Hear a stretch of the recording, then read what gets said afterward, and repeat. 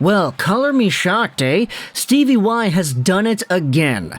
We had ourselves the news yesterday that Alex Nedeljkovic was placed onto waivers. It's been 24 hours since then, and we now know that he has officially cleared. This is interesting. I'm starting to think that a lot more NHL teams are actually doing their due diligence this time. You're seeing players go on waivers and actually clear to the point that reputation doesn't really align with the results here.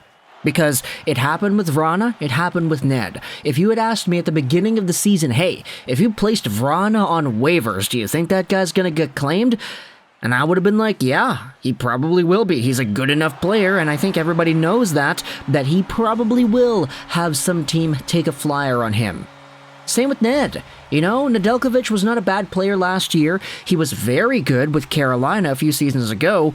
So seeing him get onto waivers in 2022, 2023, see him get placed on the wire with his $3 million AAV that expires at the end of this season, I was kind of saying, okay, there's no way a team doesn't take a flyer on him, right? It's Nedeljkovic. This guy had a reputation. This guy was not terrible last year, right? But he cleared. And I think a lot of people going out there and saying, yeah, no, it's not surprising that he cleared. He was really bad this season. His numbers, his play, as we had talked about yesterday, he's one of the worst goalies in the NHL in terms of goals saved above expected, which is pretty much the main stat when contributing to how good a goalie has been in terms of saving shots that shouldn't really be shots. Or not shots that shouldn't be shots, shots that shouldn't be goals, excuse me.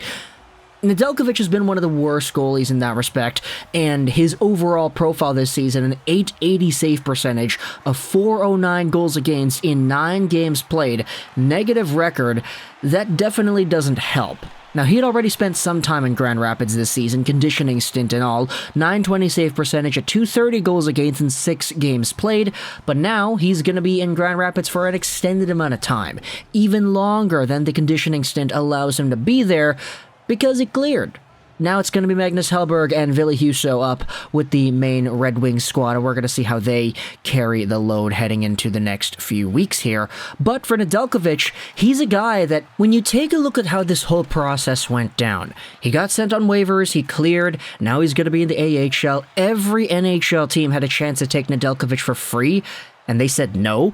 When you think about this, and you also think about the trade which initially sent him from Carolina to Detroit in the first place, I feel like it starts to kind of make a lot more sense. Now, I'd been seeing discourse like this pop up here and there around the past day or so when Nedeljkovic was on waivers, but a lot of people started bringing up the idea that, hey, maybe the Carolina Hurricanes had a point. Maybe when the Hurricanes sent Nedeljkovic away to Detroit for Jonathan Bernier and a third, maybe there was a method behind the madness there.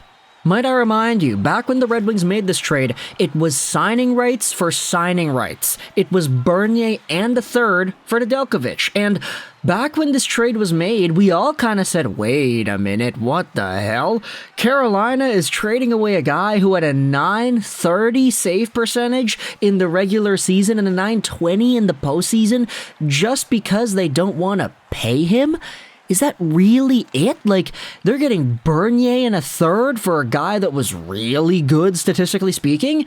Again, we said this yesterday, but there were some people saying that Nedeljkovic was even the reason the Hurricanes got eliminated in the postseason, and there was all this talk about maturity and whether or not he was, capable of being a starter, and his game was poised enough to be at that level consistently where he's posting up .930 save percentages year in and year out. And now it's okay, well, he got sent down. He got cleared. He's had an .88 save percentage in the regular season in 22-23, just 2 seasons after posting up a .930. Is this why everything went down the way it did in Carolina? And is this why he cleared? The Hurricanes are a much better team defensively than most teams in the NHL. Was it that they were just kind of masking the problems that Nedeljkovic had in his game? Were they really just that good of a team that they were able to take a guy like Nedeljkovic, who is as good as he is right now, to a .930 save percentage? Or was Nedeljkovic legitimately just better when he was back with that squad? Who really knows? But one thing's for sure now when it comes to Nedeljkovic and his future with the Red Wings, it's going to persist a little bit longer. At least till the end of this year, most likely, unless Stevie Y goes out there and finds a trade partner for this guy, which I don't really know if he will because the guy already cleared waivers. I was honestly kind of dead set in my mind that there would be at least one team taking a waiver wire claim on this guy, because when I thought about the Vancouver Canucks, I was like, the Canucks could use a goalie. Not that they absolutely are in desperate need to replace Spencer Martin and Colin Delia, but if you had told me that they would claim a goalie that was on waivers, I wouldn't be too surprised to see that happen. But I guess with the $3 million AAV price tag attached to Nedeljkovic's name, it makes it pretty difficult to go out there and do that automatically. So I think for teams like Vancouver, other teams in the NHL that could have used a goaltender, they might have just seen the combination of save percentage and declining reputation as well as the money and been like, okay, sorry. Either that or Stevie Y did his magic, like in the same way with Vrana, and was like, yeah, okay, I'm going to call up all the NHL teams and say, yeah, no, don't take my guy. And they're going to listen to me because I'm Stevie freaking Y. Now, all of a sudden, now you have to wonder, what exactly does the future hold for this dude as well, right? I mean, as we had said, the Red Wings did give up some assets to get him in the first place. Bernier in a third is not nothing.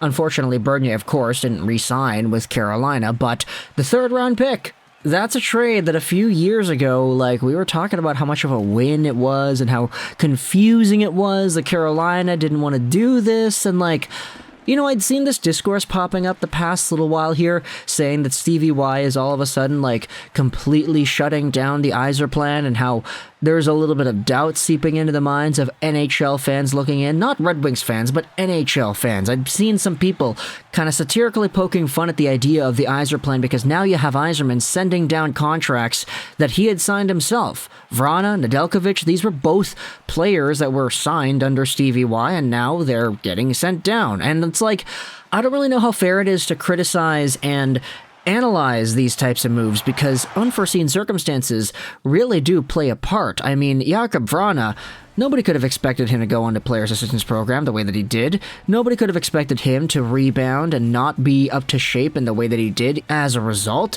For a guy like Nedeljkovic, I mean, I'm surprised to see him doing this poorly, and I think a lot of other Red Wings fans are as well.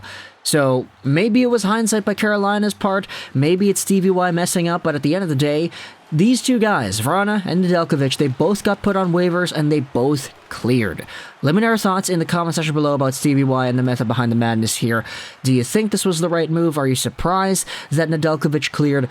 I'm kind of, because I felt like he had a better reputation around the NHL to allow him to get claimed, but I don't know, I guess NHL teams are going to NHL teams, and they're going to actually do research before investing $3 million AAV into a guy that expires at the end of the year and might potentially be a hindrance or a burden to whatever sort of salary cap moves they're trying to accomplish in the short term. So, thoughts in the comment section below. Nedeljkovic is cleared. I hope you enjoyed this Juraj 9, and bye.